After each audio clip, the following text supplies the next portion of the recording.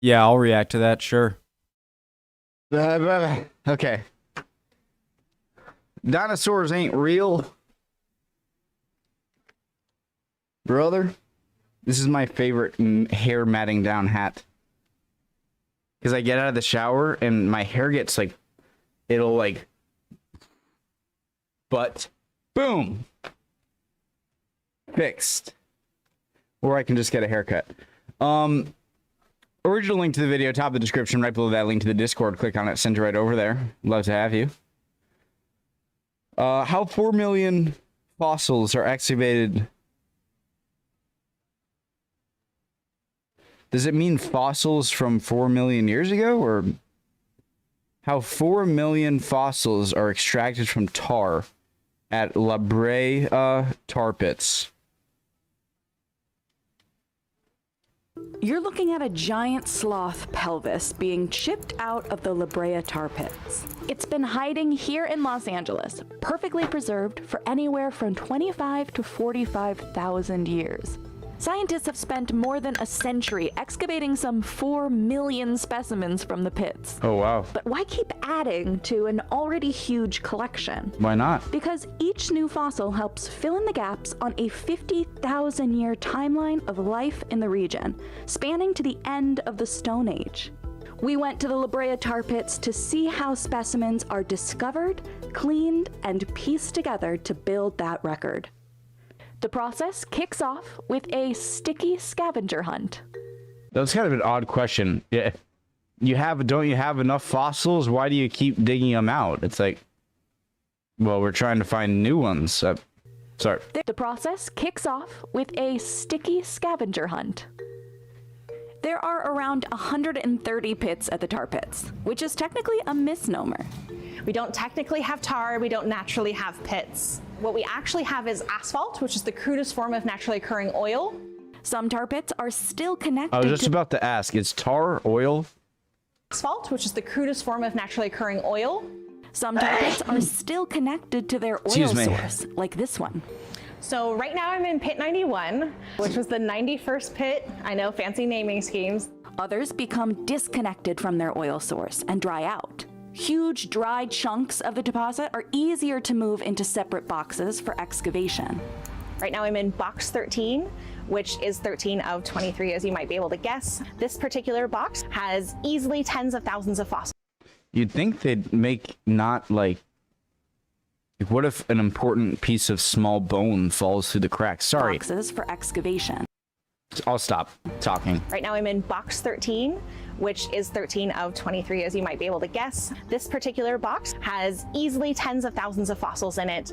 The excavation process isn't as simple as pulling a bone out of some goo. So sometimes I'll find a fossil and be able to excavate it out in like 15 minutes. And sometimes I'm looking at a fossil for several months, definitely not dreaming about it, teasing me. Take this saber-toothed cat skull, which has been weeks in the works. Based on 16 years of experience, Laura can estimate how many fossils are in a given deposit. To start her search, Laura first sets up a makeshift grid. This will help Laura keep track of where and in what position fossils are found, since the asphalt is too dense for traditional radar to provide initial images. It's eyeballs and elbow grease. It reminds me of like when I stepped in a pile of dog crap when I was a kid, and like you get a stick and like get it out of the grooves. Sorry, okay. Then she begins the meticulous process of carving the skull out of the matrix that encases it. If I am confident that I'm not going to find fossils, I'll have things like hammers and chisels that I'll be able to get in there and move some of those things away. This is where it gets tricky. Asphalt actually protects the bone's organic matter. This also makes them more fragile than traditional stone fossils. Around the fossils themselves, we'll start with very small tools, something like this dental pick, which yes, is sourced from local dentists. Thank you for your donations. And sometimes I'm using it the same way that a dentist would, with the tip of it. And sometimes I'm using it more like a clay sculpting tool, kind of pulling sediment away from fossils. And then sometimes you also see me using a natural bristle paintbrush. I don't want to use plastic bristles because the oil will actually eventually degrade those bristles and they'll kind of melt a little bit, which isn't good for anybody. What about like a dog grooming brush? A little bit tougher. Excavators tailor their strategy to preserve not only the delicate bones, but also the matrix itself. It's filled with valuable microfossils. So we're going to pour that chemical solvent Makes in sense. there. So this particular one is a Novec 73DE, and so that's a chemical degreaser. The solvent dissolves the asphalt and leaves behind treasures. This one is the end of a tibiotarsus or a drumstick. Nail polish remover. That stuff will freaking get rid of anything. It's like acid. It's bigger than a chicken. And we also have plant fossils as well. Once the matrix is collected and surrounding sediment is cleared, So I should be able to just kind of gently release the fossil from this tangle and send it on to the laboratory. where preparators will put in even more hours into this one saber-toothed cat skull. To make sure our skull Shouldn't is you mark where you shelf-stable, found it? preparators start with a more meticulous asphalt. So is it essentially like, are animals closer together? I want to know if these are animals just from the Ice Age period, giant sloth, woolly mammoth, saber-toothed cat, or if they're more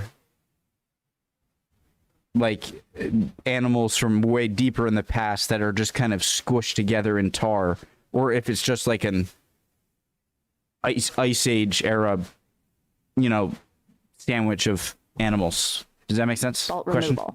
I would say that this could probably take me up to 10 hours in total to complete. Stephanie uses more degreaser and a collection of cotton swabs, foam applicators, brushes, and picks to surface clean the skull. When we have areas where there is a jagged bone exposed, we prefer to use the foam tip applicators because there's no grabbing of fibers that could damage the fossil or transfer too much fiber onto the fossil. It's very much like painting almost. The asphalt permanently stains the fossil a deep brown. You will notice That's that cool. as I work through this, the tool itself is changing color and becoming darker. Now, her goal isn't to deep clean the specimen. It's to prevent deterioration over time. So some debris stays behind. Gotcha. I was gonna say, part of me wants to get like a power washer and just like Leave the internal Not- matrix in the skull because it provides structural support and stability. If a fossil is damaged or comes out of the pit in pieces, it can be fixed. So this is a canine from box 9, and we prepared this bit in September last year and sent it through to collections. And then in May this year, we found the tip, and when we put it in there, it was like a puzzle piece.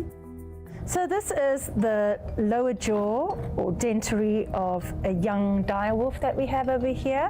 She uses a little adhesive and sometimes Japanese kozo paper to secure and stabilize the broken bits. So kozo paper is a Japanese archival paper. You'll notice that I tore it, and we want to have these fibers.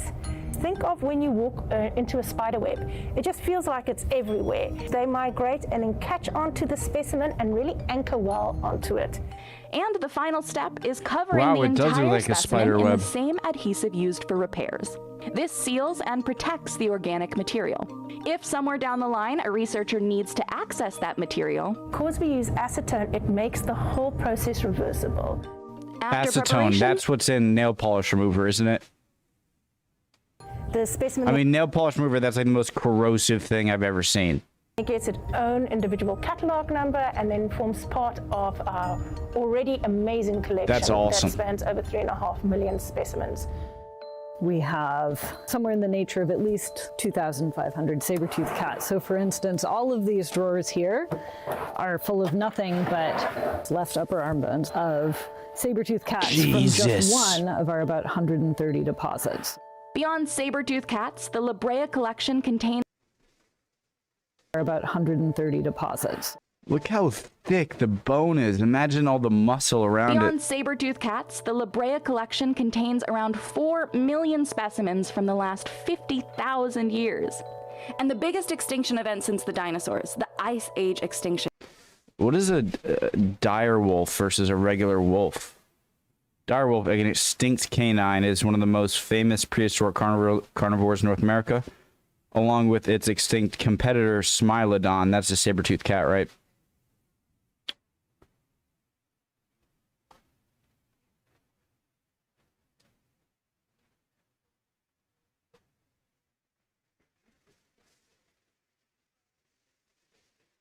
Wow, so that's a gray wolf, and gray wolves are themselves huge. Wow. I wonder what the biggest ever canine was. You know? And I'd imagine bears and wolves are somewhat closely related. I'm guessing. Ramped up 12,000 years ago. The majority of large Humans? mammals on Earth disappeared during this time. It's been really hard to figure out exactly when, because we just don't have enough fossils. These bountiful tar pits are an exception.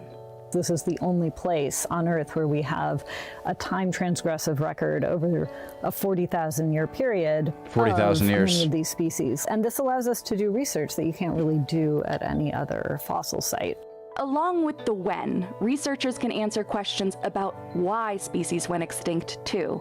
Was it lack of water sources? Was it an area getting too hot or too cold? Was it increase in fire? Was it something to do with the arrival of humans on the landscape?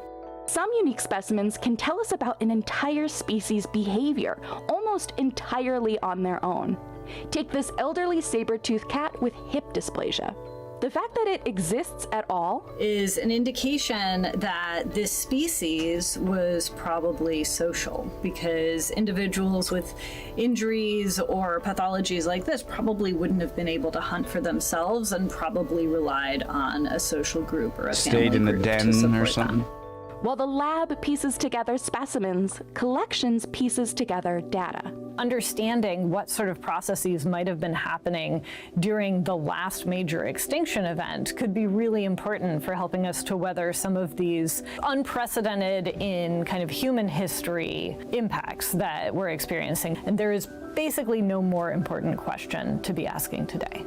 Knowing how creatures lived amidst climate change in the past might help humans learn to navigate extreme conditions in the future, like wildfires or droughts.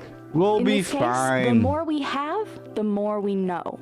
And there are no plans to stop digging anytime soon. Famous last words. We'll be fine.